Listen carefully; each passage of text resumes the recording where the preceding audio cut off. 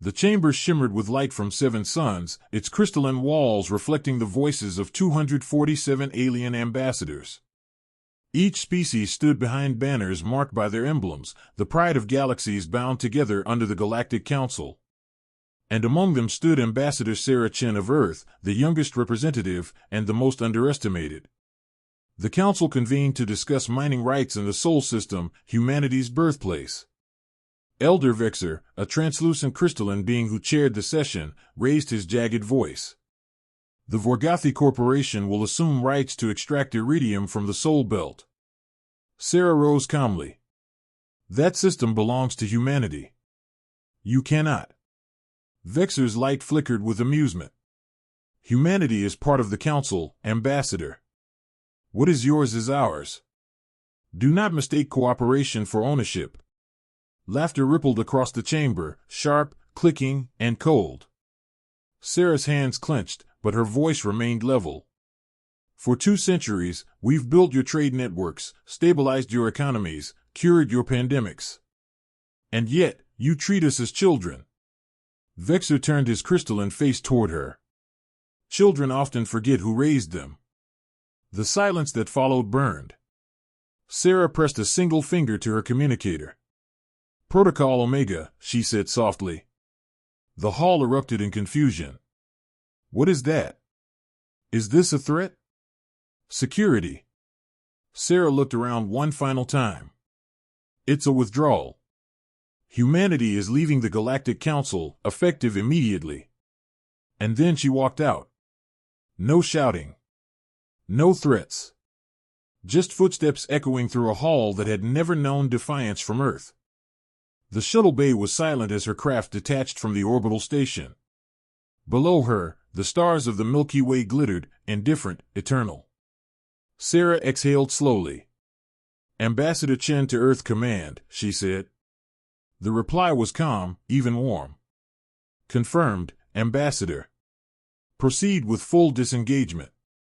You've done well. As her ship accelerated toward home, she allowed herself one bitter smile. We're done playing their game. It took less than a week for the cracks to appear.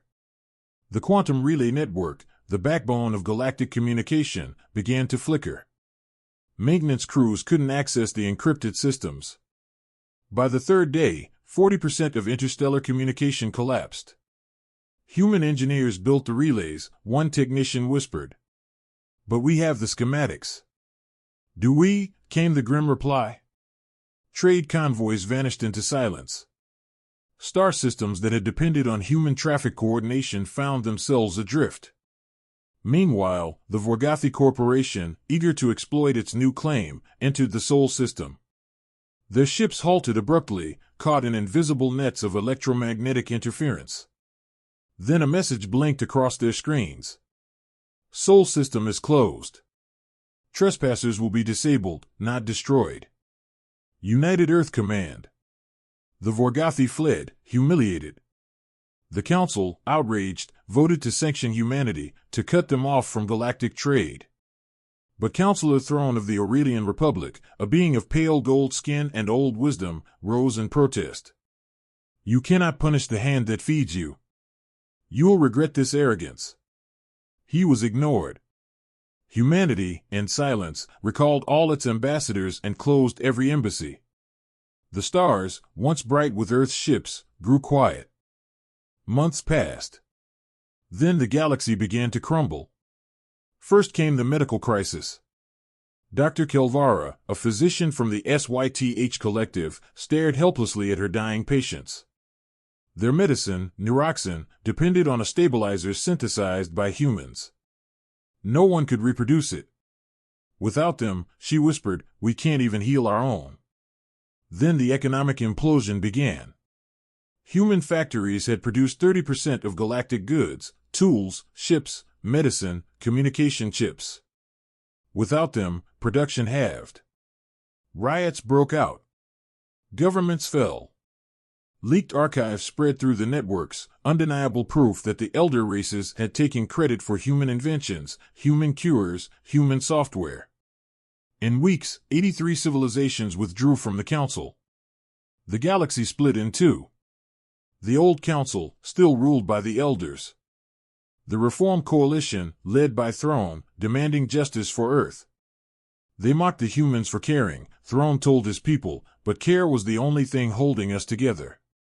Captain Zector, a tall insectoid commander loyal to the Reform Coalition, received orders to open dialogue with Earth. He expected hostility.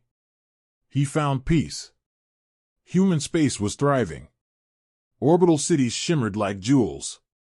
Automated shipyards hummed in silence. Defensive fleets drifted like dark constellations, perfectly disciplined. "You've been preparing," Zector said, astonished. "We hoped for peace," replied Admiral Ruiz of the Terran Defense Fleet, "but we prepared for war." Earth had achieved total self-sufficiency. Food, energy, technology, all internalized. They didn't need the galaxy anymore. When Zector asked why they refused to help the suffering worlds, Ruiz only said, "Because for centuries, we helped without thanks. Now they must learn the value of gratitude." A year after the withdrawal, a new epidemic swept through the stars, Reelian fever, killing millions across dozens of systems. The old council begged for aid. Their fleets hovered near Sol's edge, broadcasting desperate pleas. No answer came. Bodies filled the void. Entire planets went dark. Finally, one Terran ship appeared, sleek, silver, silent. It transmitted a data packet containing a cure. And a single line of text. "Because we're better than you. Get well soon. Humanity." The cure worked. The fever subsided. And with it came a revelation: humanity's strength wasn't their ships, their science, or their independence. It was their mercy. Desperate to reclaim authority, Elder Vexor led a fleet of 47 warships toward Earth. They entered human space and broadcast an ultimatum. "You will rejoin the Council, or be erased from the stars." Sarah Chen, now Secretary General of the United Earth, stood in the command center of the orbital citadel Helios Prime. "Engage the defense grid," she said quietly. 7 seconds later, every enemy ship hung frozen, engines dead, weapons disabled. Not a single life lost. Vexor's hologram appeared before her, flickering in disbelief. "You would humiliate us so completely?" Sarah replied, "No. You did that to yourselves." The signal cut.